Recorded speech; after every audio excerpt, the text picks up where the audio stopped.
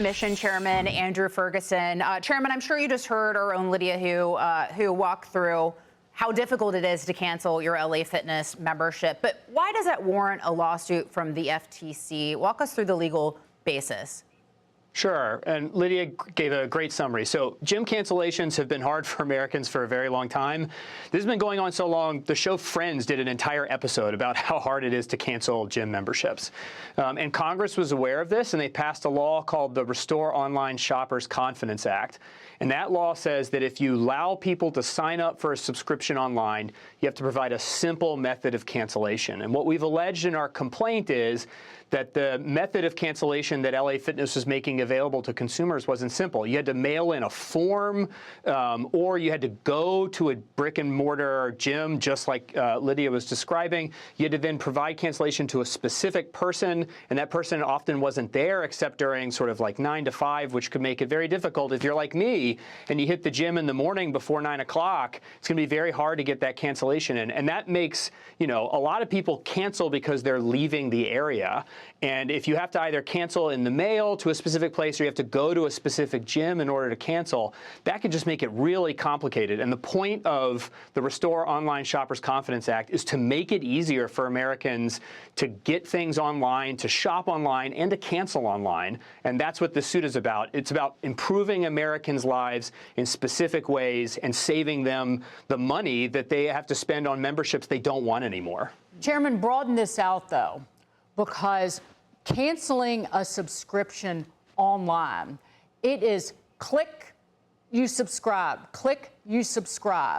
and publications galore make it exceedingly difficult to cancel that subscription. An introductory rate of a few dollars goes to north of $100 in the following year.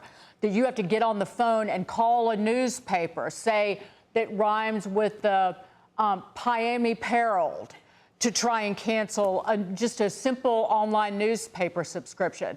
I could go on, but they have deals. Big companies pay credit card companies to auto-update numbers and expiration dates to keep you locked into these subscriptions.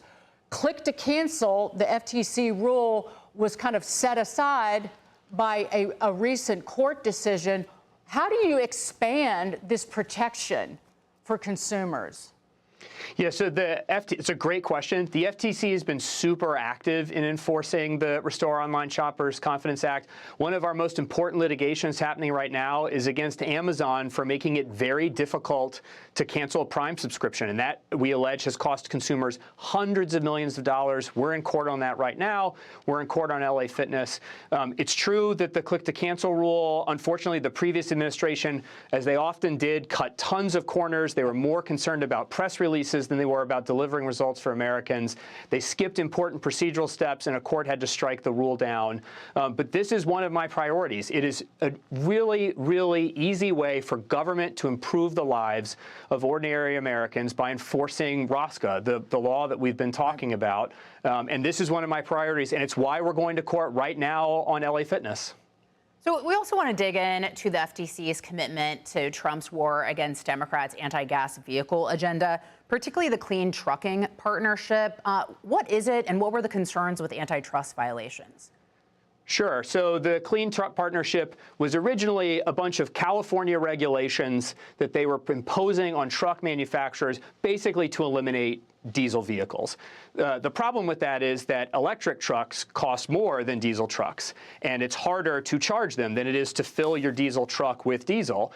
And that just means costs pass on to consumers. Almost everything that you and I buy in a store has probably been in a truck at some point, or at least the parts used to make it have been in a truck at some point.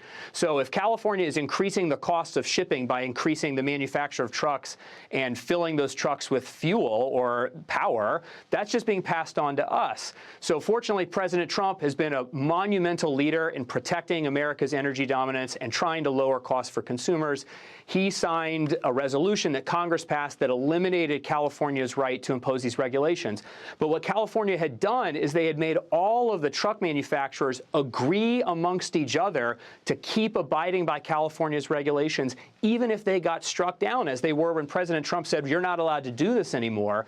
And the most basic prohibition in our antitrust laws is you can't agree with your competitors not to compete on something. Right, yeah. And the only reason a truck manufacturer would quit making diesel vehicles, because you can make money off selling diesel vehicles. American truck companies and truckers want diesel vehicles. And so the only way that you're going to ever impose this electric vehicle mandate is if everyone is agreeing we're not going to make diesel vehicles. That's an antitrust violation. The FTC was on the ball from the drop of the administration, and FTC staff did a great job smoking this thing out and requiring the truck manufacturers to agree not to impose these California regulations and to protect our diesel vehicles in America. Right. Like I said earlier, when a conservative is standing up trying to be noble and do the just and right thing, along comes a liberal who will shank you in the kidneys. And again, collusion, I think, and antitrust behavior would fit into that.